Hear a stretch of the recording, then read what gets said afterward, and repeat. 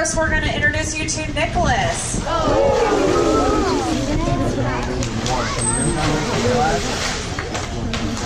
As you can see, Nicholas is a very active individual. He is our only male bottlenose dolphin here at our facility. He is about 15 years old, so you can see that he's very energetic. He also weighs in around 350 pounds. So not only is he our only male, but he's our oldest and largest dolphin residing here at the aquarium as well. Now throughout this session, we're going to be asking him to be going back and forth between Bree and John.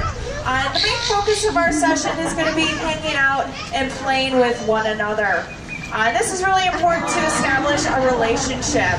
So in order to have a relationship, there comes trust. And one way to build that is just simply hanging out, having a lot of fun. So you're going to see we're going to offer a lot of things that Nicholas enjoys. And what do you think that is?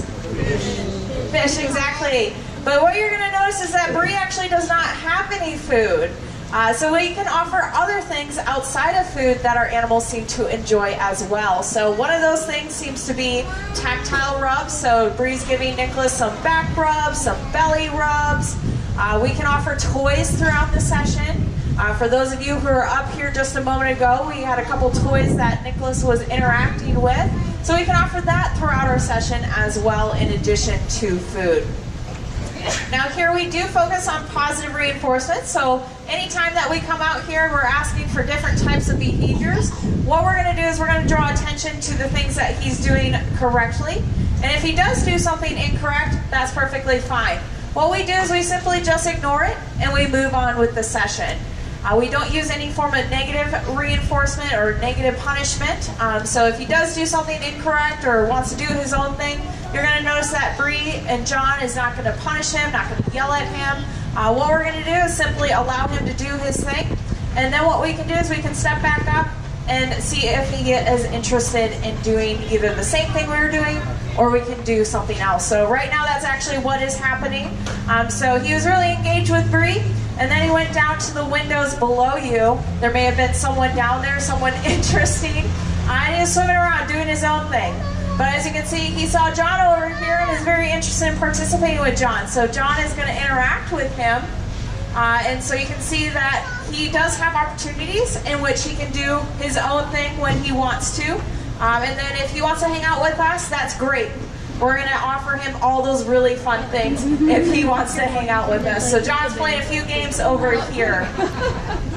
Now, even though John is not one of the animal care specialists, he is out here today because he's our veterinary technician. So what that means is John's job is to come out here and be able to collect different samples for medical purposes. Here at the aquarium, we do practice proactive medical care. So basically what that means is 4 times a year, we're going to be doing physical examinations on the dolphins. Just like a physical examination on a person when you go to the doctors, they're not only going to look over your body, but they may ask for a blood sample, they may ask for a urine sample, and typically we can offer those voluntarily because we can communicate with one another. However, with animals, we don't speak the same language, and so what we do is we train them to participate in their medical care voluntarily. So we can do everything from being able to look over their bodies to being able to collect different samples. And John's job is to come out here and collect those samples. And sometimes, just like with people, we have an aversive experience. So for example, with a blood draw, when you get poked with a needle, that's not exactly a pleasant experience. With the dolphins, they definitely can feel that needle poking them, and sometimes they do associate that with an aversive situation. However, we do strive to focus on, again, that positive aspect. So we'll practice that behavior every single day just about, just to make sure that there's positive things being associated. And then we'll also bring our veterinarian care staff out here just to hang out with the animals so they have a positive relationship. That way John's not just coming out just to collect samples. And as you can see, he has a fantastic relationship with both Bree, who's out here regularly, as well as John over here. Now, I'm sure many of you are wondering, well, why is Nicholas here with us today? So Nicholas was rescued in 2002, and at the time of his rescue, he was found on the beach right next to his mother. At the time, he was estimated to be about 6 months old. both Nicholas and his mom suffered from 2nd and 3rd degree sunburn. So as you see him moving around his environment, you probably have noticed he has some extensive scar tissue on his back. All of those scars were from those 2nd and 3rd degree burns that he sustained when he was only 6 months old. So he was just a baby. That's quite severe. He's very fortunate that he did survive through his rehabilitation. It took about 12 months for those burns to fully heal up. Unfortunately though, for his mother, she did not survive. And so what happened after a few days of care is she actually passed away. And at that point, we still weren't sure exactly why they had stranded on the beach in the first place. Basically, there was no outward appearance aside from the burns as to why they may have stranded. So we were able to do a necropsy on her body, which is essentially like an autopsy on a person. And we were able to look inside and see if there was anything going on inside her body. And what we learned was that she had a respiratory illness. She actually had a form of pneumonia, which is quite common for dolphins and whales because they're mammals, just like you and I, which means they breathe air. The biggest difference between us and them is that they live in an aquatic environment their entire life. So they are quite exposed to developing different lung diseases as well as illnesses. And unfortunately for her, she probably had this illness for a very long period of time. And unfortunately, between the stranding and the sunburn, she did not make it through her rehabilitation. So what that meant for Nicholas was that he was now an orphan calf, completely dependent on human care.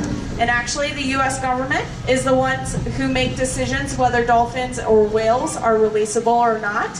And because of Nicholas's young age and his dependency now on humans, he was deemed a non-releasable candidate.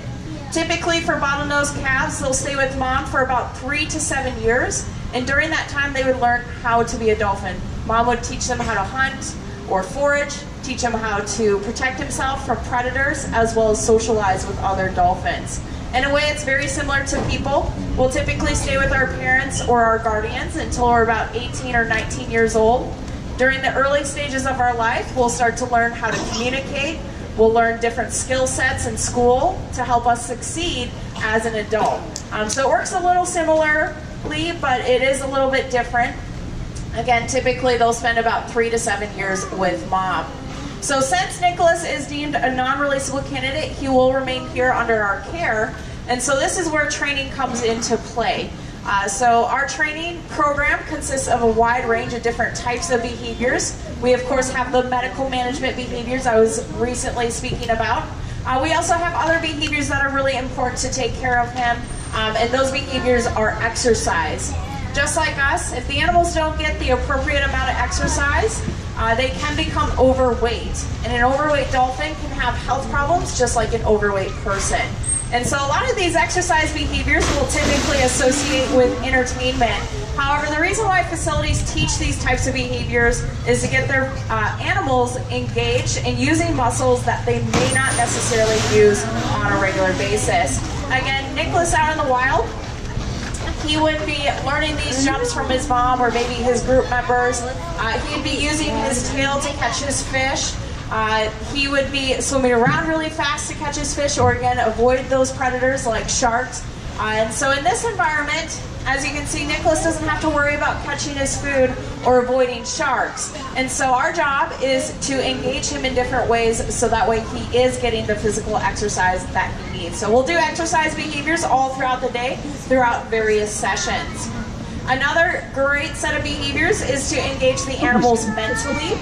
Of course, dolphins are incredibly intelligent individuals, and so it's really important that we engage his brain. So in a way, it's like dolphin school. You'll see that the training staff will use a variety of different hand signals. Nicholas will see the hand signal and he'll have to remember what behavior we're asking. Now again, there's times where he may not get the behavior correct, and that is perfectly fine. Another great way of engaging his brain is through mimicry. So you just saw that just now with John. Where John spun around and then Nicholas spun around. So we can do a wide range of different mimicry behaviors. The really cool thing about mimicry is that is how they would learn in the wild. So again, they would watch mom, that's how they would learn to hunt, that's how they would learn to protect themselves, and again, socialize.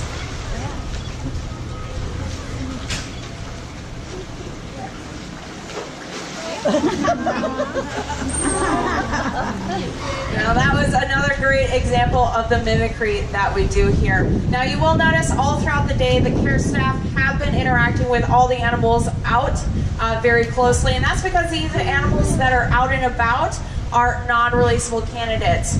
However, anytime that we're working with animals that could be releasable, typically it's a very hands-off process. And this way, when they go back in the wild, they do not become dependent on human care. And so you will see a couple sea turtles that we're currently rehabilitating. If you take a look after this presentation down behind us, past these railings, you'll see down into some of our sea turtle rehabilitation pools. So that's currently where we're rehabilitating some sea turtles that hopefully one day will be released. Now we do want to discourage any form of interaction like this in the wild. In fact, in 1972, the Marine Mammal Protection Act was passed here in the United States, making it illegal to interact with any wild marine mammal. This includes dolphins, whales, manatees, sea otters, and even seals and sea lions. If you're caught feeding them, touching them, maybe harassing or even causing physical harm, you can be sentenced to jail for up to a year or fined up to $200,000. So we do take those laws very seriously. Again, we want to protect our wildlife. In fact, about 2 summers ago, there happened to be a young woman on Clearwater Beach with her 2 small children. There was some manatees very close to shore, and she decided to take her 2 children out to the manatee and place them on the back. Now she did take a picture and post it on social media, and Florida Fish and Wildlife Service was able to track her down and prosecute her. So again, we want to protect them and make sure that they're safe out in the wild. Now on behalf of all the animal care staff here, we do want to thank you all so much for coming out here and supporting our mission of rescue, rehabilitation, and release. Again, I do want to give that splash warning. Nicholas is going to come by and share some of his water, it looks like. But we hope you have a wonderful day here at the Clearwater Marine Aquarium. Thank you so much, everyone.